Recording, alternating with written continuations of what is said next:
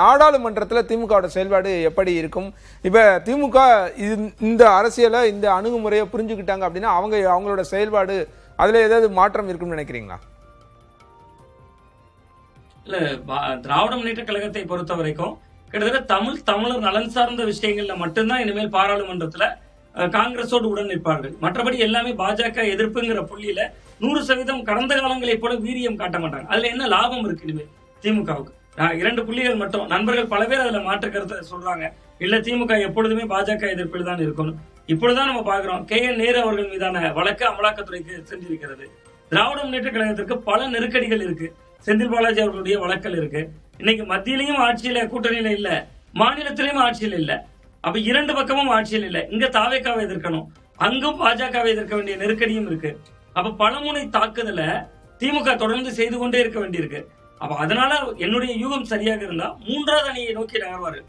அவங்க 3வது அணி அமைக்கிறதே பாஜகவுக்கு தர லாபம்.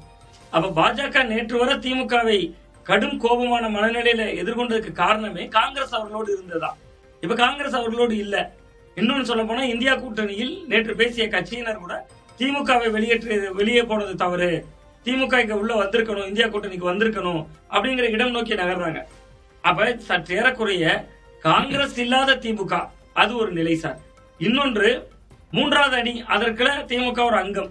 இது 2ல எதுவாக இருந்தாலும் பாஜகவோட கோபக்கனல் திமுக மீது இருக்காரு. ஒன்று. இன்னொன்று CBI விசாரணை. அது விஜய் அவர்கள் மேல இன்னமும் முடிவுக்கு வரல. தேர்தலுக்கு ஒரு மாதத்துக்கு முன்பு, 2029 நாடாளுமன்ற தேர்தலுக்கு 2 மாதத்துக்கு முன்பு CBI விசாரணை ரொம்ப நெருக்கி கொண்டு வந்து காங்கிரஸை கலத்தி விடுங்க, அப்பதான் உங்களுக்கு அந்த வழக்குல இருந்து அப்படியே இருக்க முடியும், உங்களுக்கு பெரிய எதிர்காலம் இருக்கு, காங்கிரஸை கலத்தி விடுங்கன்னா அன்றைக்கு திமுகவும் இல்லாம தாவேக்காவும் இல்லாம காங்கிரஸ் கிட்டத்தட்ட தனித்து விடப்பட்டுருமே. அப்ப பல கணக்குகள் இன்னைக்கு பாஜகவுக்கு பின்னாடிதான் இதுல இருக்கு. பட் திமுகவை பொறுத்தவரை பாஜகவை எதிர்ப்பாங்க. அதுல என்ன லாபம் என்பதுதான் இப்ப கேள்வி. ஏன்னா கிட்டத்தட்ட இந்த தேர்தல்ல பாஜக எதிர்ப்பு கை கொடுக்கலையே. இங்க 3 தேர்தல்கள் அவர்களுக்கு வெற்றி சூத்திரமாக இருந்தது. இங்க கொள்கை அடிப்படையில் அவர்கள் கொண்டு வருகிற திட்டங்களை எதிர்ப்பது என்பது வெற்றி சூத்திரமாக இருந்தது. இந்த முறை இப்ப நீங்க சொல்ற அந்த இடத்துல இருந்தா நானும் என்னோட கேள்வியை வைக்கிறேன்.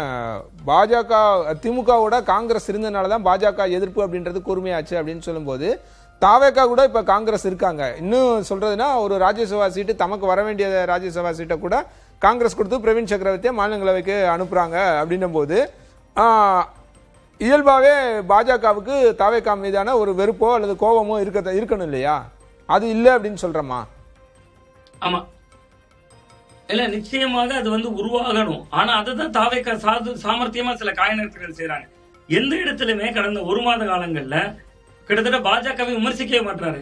நீங்க கடந்த அரசுகள் விமர்சனம் செய்ததுனால தானே எதிர்ப்பு வந்தது. காங்கிரஸ் இருந்தது ஒரு நிலை, காங்கிரஸை விட அதிகமான அளவுல திமுக எதிர்த்துட்டாங்களே. நீங்க ஆளுநர் விவகாரம் வந்தா உச்ச நீதிமன்றம் வரை போறாங்க.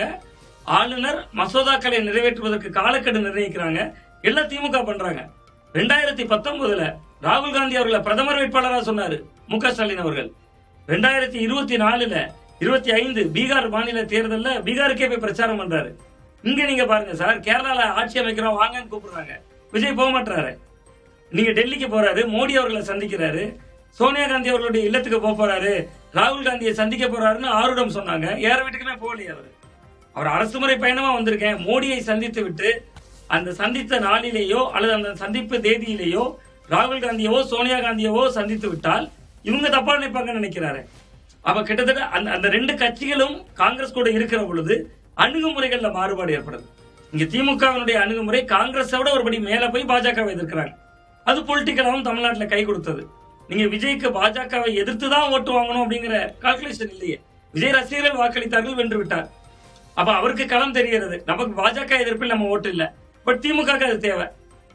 இந்த இடம் பாஜக அவரை கரிசனமாக பார்ப்பதற்கான வாய்ப்புள்ள இடம் அப்படின்னு பாருங்க.